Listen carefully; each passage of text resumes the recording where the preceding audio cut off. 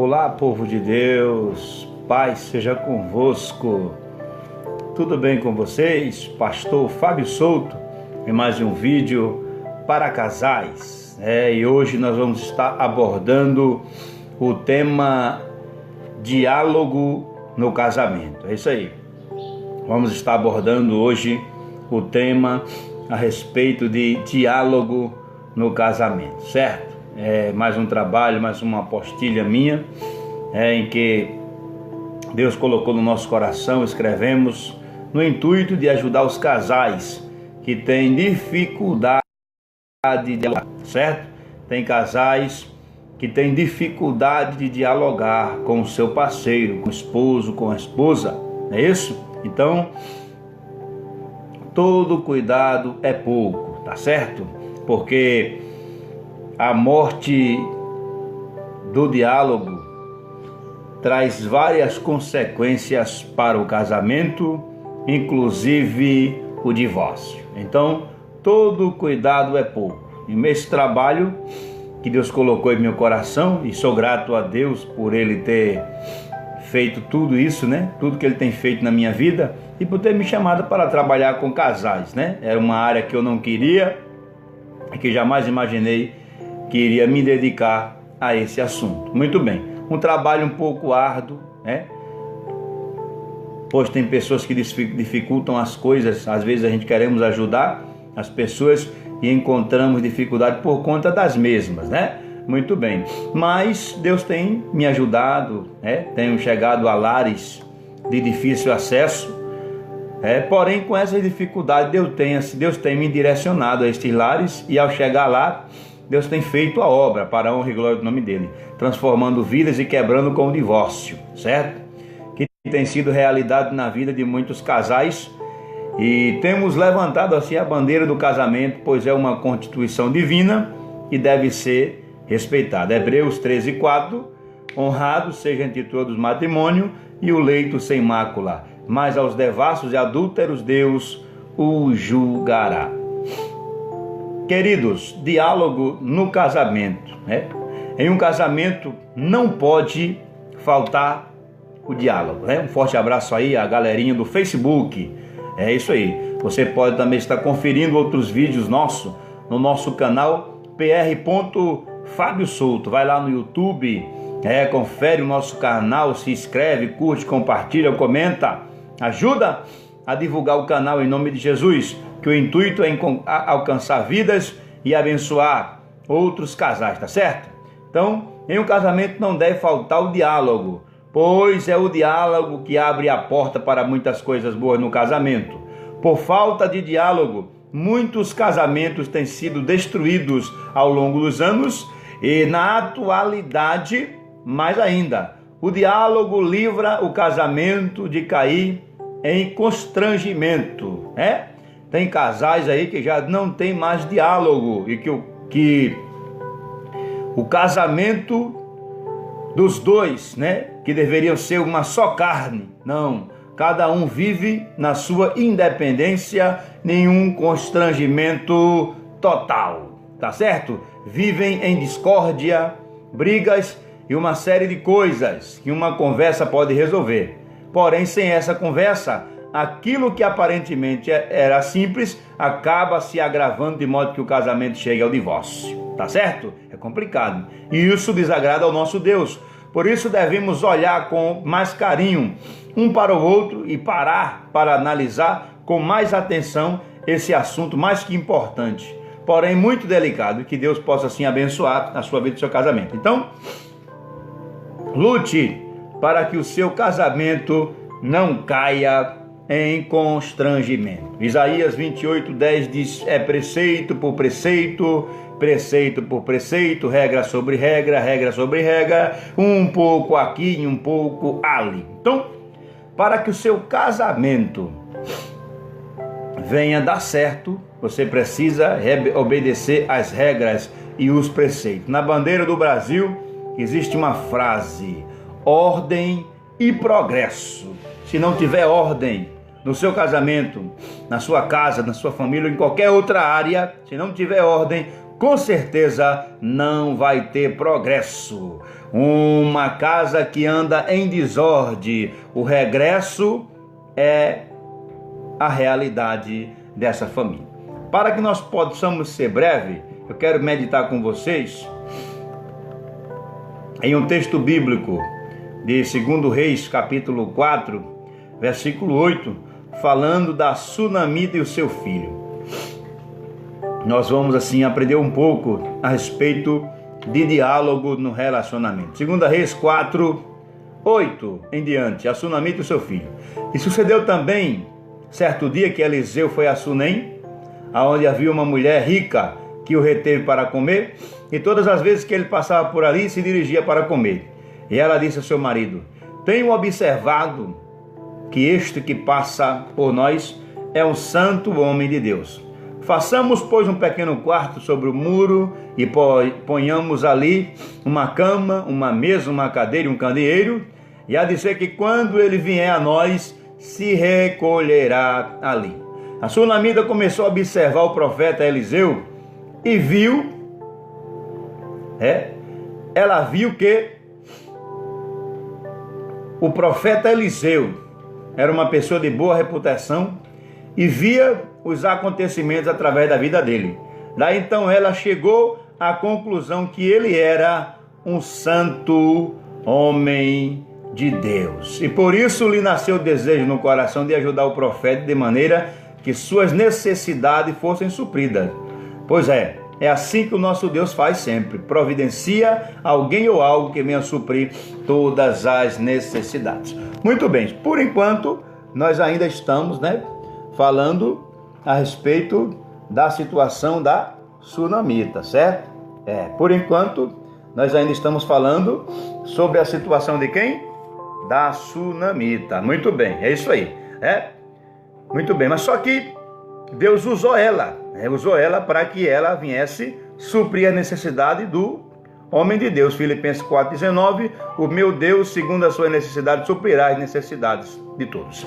Mesmo a sunamita sentindo o desejo de abençoar o profeta de Deus, o Eliseu, ela procurou consultar seu marido, pois Deus já tinha colocado no coração dela o que ela haveria de fazer a respeito do profeta.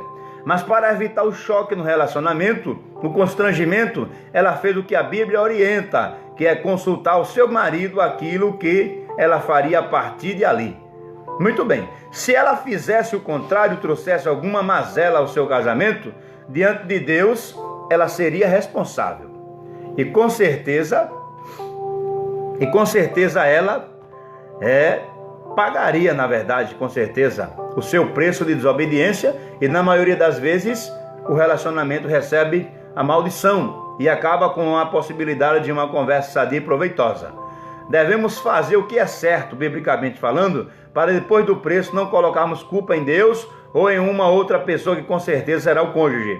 Cada um deve estar atento aos seus deveres e reconhecendo aquilo que lhe compete. Tá certo? Muito bem. Então, analise se a sunamita simplesmente sente de Deus, simplesmente no bom sentido, Ela sente de Deus de fazer bem ao profeta. Mas como é que ela vai pegar um homem, certo? Para colocar na casa dela sem consultar ao seu marido? Isso não tem lógica, certo?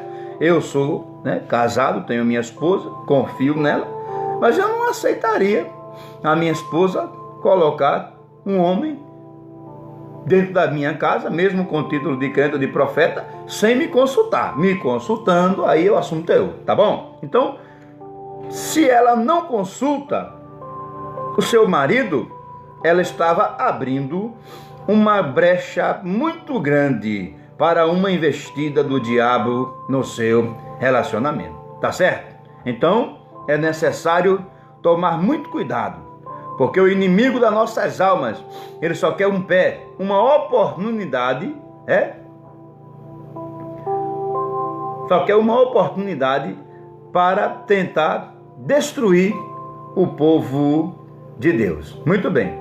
Então, todo cuidado é pouco, Você, mulher, seja submissa ao seu marido. Converse com ele. Tem mulheres que têm dificuldade de conversar com o marido. Tem maridos que têm dificuldade de conversar com a mulher. Se não houver diálogo no seu casamento, meu irmão, a destruição é certa. Então, não é em vão.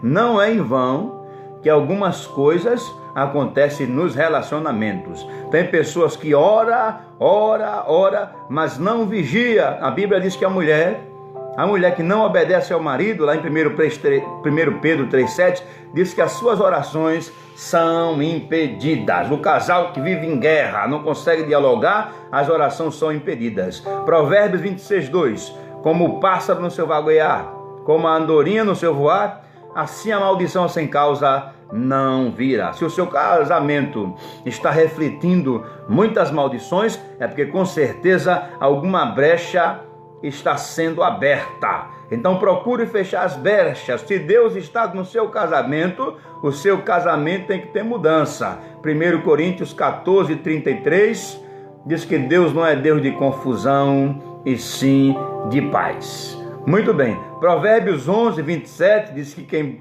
busca o ser do bem, quem procura ser do bem, busca favor, mas quem procura o mal, este lhe sobrevirá. Então, se você é uma pessoa que quer ter um relacionamento sadio, um relacionamento abençoado, trilhe pelo caminho do diálogo, de uma conversa sadia, porque se você ficar evitando de conversar, a situação pode se tornar mais difícil ainda. Um casamento sadio é um casamento abençoado, é um casamento próspero, onde o marido ajuda a esposa ajuda o marido, e os dois estão em um só propósito, no mesmo compromisso de fazer o casamento dar certo, de fazer valer os votos matrimoniais que vocês fizeram no dia do casamento.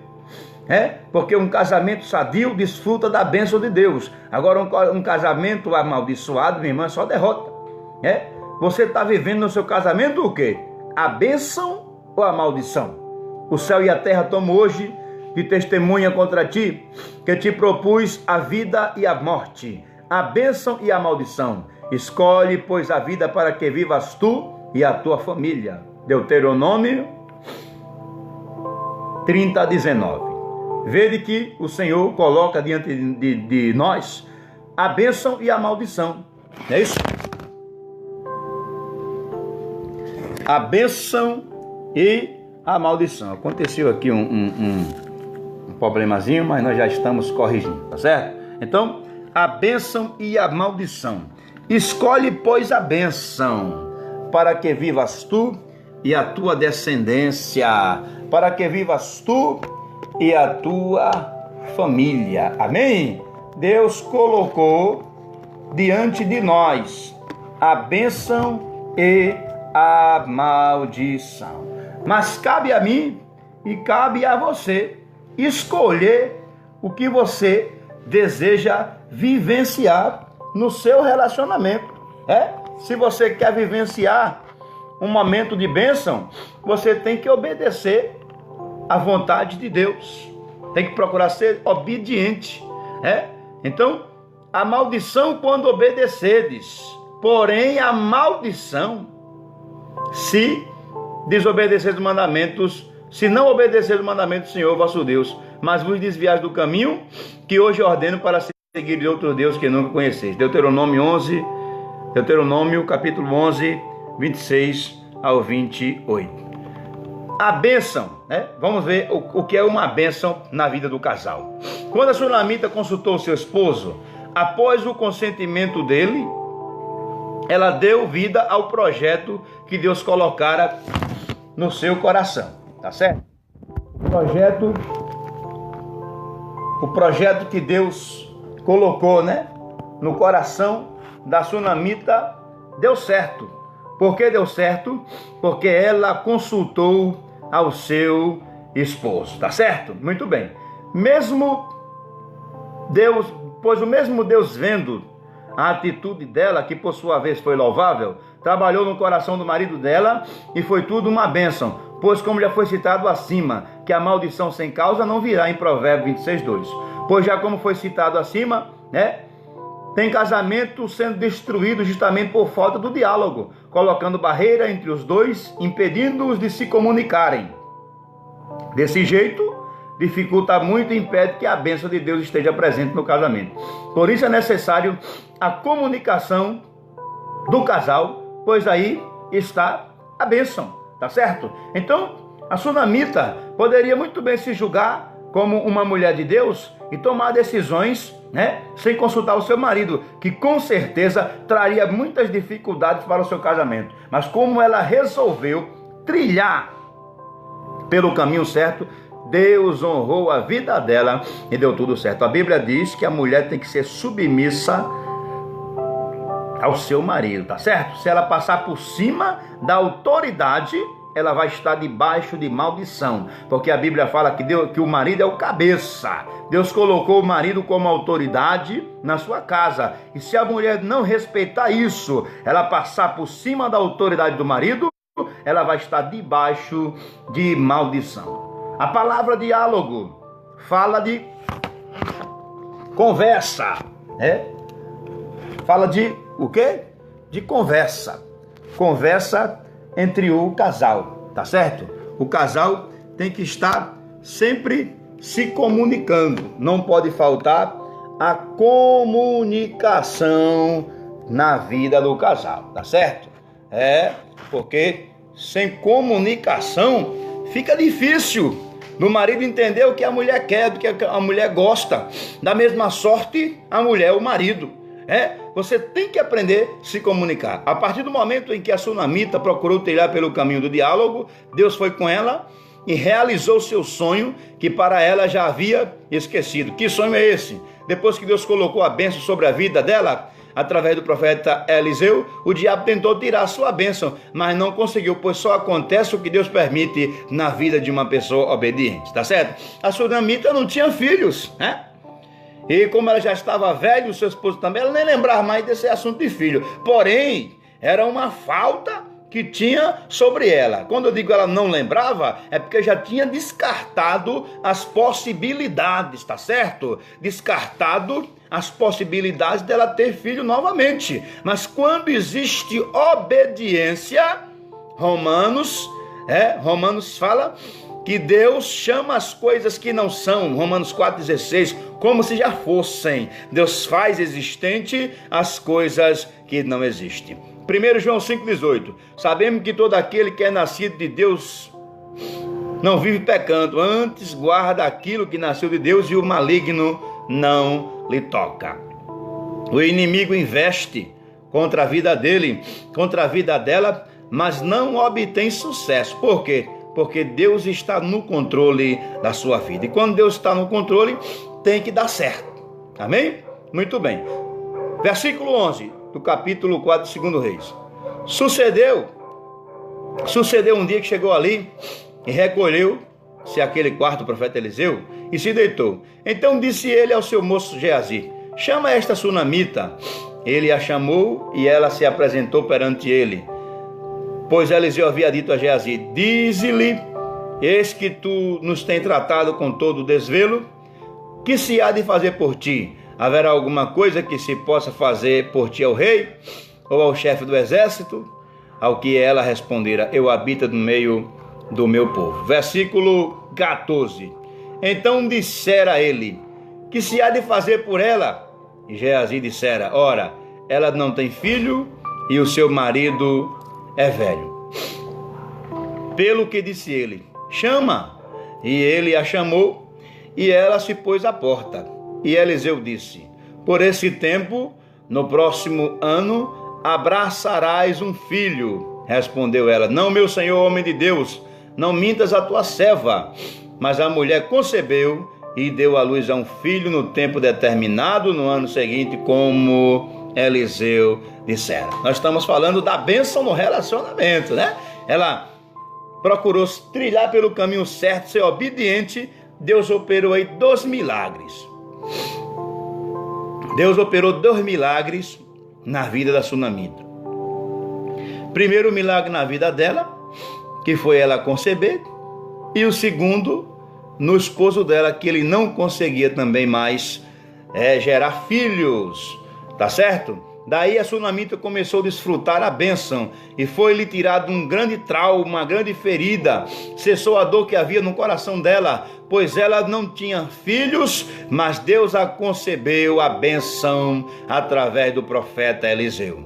E Deus, quando coloca a bênção, ninguém tira, nem mesmo a morte, a não ser que ele permita. Caso contrário, até a maldição se transforma em bênção. Deuteronômio 23:5.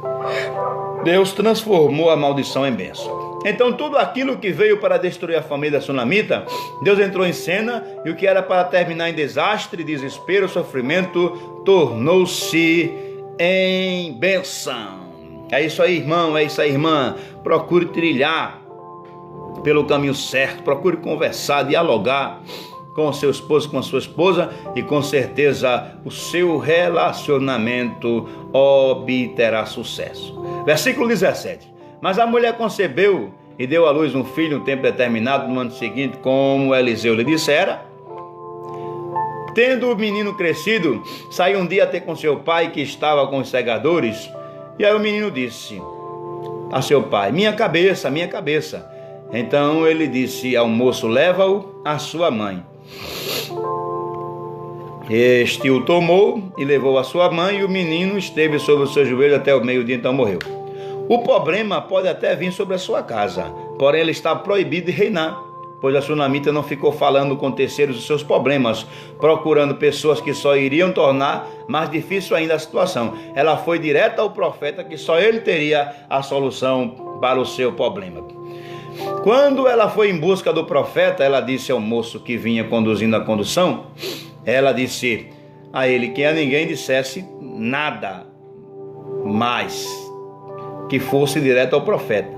Tem pessoas que ficam procurando atalhos e não vai direto a quem pode resolver. Se o problema é entre o casal, são eles que devem resolver, não ficar envolvendo pessoas que não ajudam em nada, e muitas das vezes torna a situação ainda mais difícil. Você está com problema no seu casamento, está com dificuldade de resolver, procure ajuda. Mas quem é que você vai procurar ajuda, mulher? No amigo que está interessado no seu esposo? Não. Você vai procurar ajuda, homem, num amigo que está interessado na sua esposa? Não, pessoa que só vai lhe complicar a sua situação. Você vai procurar ajuda num casal fracassado, que não consegue resolver nem o casamento deles? Não, você tem que procurar pessoas, um casamento exemplar, uma pessoa que tem um casamento exemplar, uma pessoa experiente, e de preferência um pastor, uma pastora, um homem ou uma mulher de Deus que já trabalha na área, certo? De casais. Versículo 21. Ela subiu, deitou-se sobre a cama do homem de Deus e, fechando a porta, saiu. Então chamou seu marido e disse: manda-me, peço-te um dos moços e uma das jumentas, para que eu corra ao homem de Deus e volte. Disse ele: por que queres ir ter com ele hoje? Não é lua nova, nem sábado. Ela disse: tudo vai bem. Então ela fez albar da jumenta e disse ao seu moço: guia e anda, e não te detenha no caminhar, senão quando eu te disser. Partiu, pois, e foi ter com o homem de Deus ao Monte Carmelo. E sucedeu que, vendo-a de longe, o homem de Deus disse a Geazi, seu moço: eis aí a sunamita. Corre-lhe ao encontro e pergunta: vai bem? Vais bem? Vai bem com teu marido? Vai bem com teu filho? E ela respondeu: tudo vai bem. Chegando ela ao monte, à presença do homem de Deus, apegou-se-lhe aos seus pés. Chegou-se Geazi para retirar, porém o homem de Deus disse: deixa, porque a sua alma está em amargura, e o Senhor me encobriu e não me manifestou. Então disse ela: pedi ao meu Senhor algum filho? Não disse eu: não me enganes? Ao que ele disse a Geazi: cinge os teu lombo, torna o meu bordão na mão e vai. Se encontrares alguém, não saudes. Se alguém te saudar, não responda. E põe meu bordão no rosto do menino. A mãe do menino, porém, disse: vive o Senhor e vive a tua alma, que não te hei de deixar. Então se levantou e a seguiu. Geazi adiante dele foi, e pôs o bordão sobre o seu rosto do menino, porém nada havia nele, nada havia acontecido, não tinha nele voz nem sentido, pelo que voltou a encontrar-se com Eliseu e informou, dizendo que o menino não despertou. Quando Eliseu chegou à casa, eis que o menino jazia morto sobre a sua cama. Então ele entrou, fechou a porta, deitou-se sobre o menino, pondo a boca sobre a boca do menino, os olhos sobre os olhos do menino e as mãos sobre as mãos, e ficou encurvado sobre ele até que a carne do menino aqueceu. Depois desceu, andou pela casa de uma parte para outra, tornou a subir e se encurvou sobre ele. Então o menino espirrou 7 vezes e abriu os olhos. E disse Eliseu a Geazi: chama essa sunamita. E ele a chamou. Quando ela se apresentou, disse ele: toma o teu filho. Então ela entrou, prostou-se aos seus pés, inclinando em terra, tomando o seu filho, saiu. Então observe que Eliseu manda Geazi para ver se resolve, porém nada acontece. Eu não posso colocar pessoas para fazer aquilo que é de minha competência. Se é minha responsabilidade, então eu devo fazer, tá certo? Então eu não posso fugir das minhas responsabilidades, tá certo?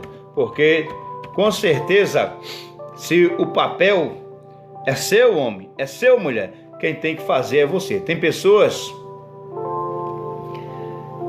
que o seu caso demora de ser resolvido justamente por causa do envolvimento. Se Eliseu tivesse ido, teria resolvido logo, mas mandou Geazi, aí demorou um pouco. Mas, independente do que aconteceu, Deus estava contemplando a atitude daquela mulher, porque a sunamita não ficava aguardando problemas, não, de forma alguma. Ela era uma mulher sábia que sabia dialogar. Quando entramos pelo caminho do diálogo, com certeza o término de tudo nos resultará em bênção, como foi com a sunamita. Assim será com o seu casamento, em nome de Jesus. Creia que dará tudo certo. Se você tem dificuldade de dialogar, aprenda, tá certo? Agora eu quero chamar a sua atenção, para concluirmos o assunto, a sunamita. Entenda comigo essa pergunta que o marido faz a ela.